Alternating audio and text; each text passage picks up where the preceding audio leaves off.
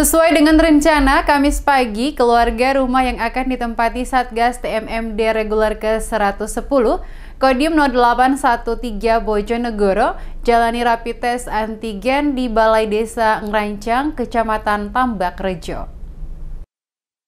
Keluarga rumah yang akan ditempati oleh Satgas TMMD reguler ke-110 Kodim 0813 Bojonegoro Kamis pagi menjalani rapid test antigen yang dilaksanakan oleh Dinas Kesehatan Kabupaten setempat. 12 petugas swab dari Laboratorium Puskesmas Tambakrejo diterjunkan untuk memeriksa 69 keluarga yang akan ditempati menginap Satgas dari Desa Ngerancang maupun Jatimulyo. Perangkat desa, Pemdes 2 Desa Sasaran, serta anggota Koramil 14 Tambakrejo. Sri Andarwati, petugas Laboratorium Puskesmas Tambakrejo mengumumkan dari total 69 warga yang hadir di Balai Desa Ngerancang untuk mengikuti rapid test antigen hanya 45 warga yang hadir dengan hasil non-reaktif.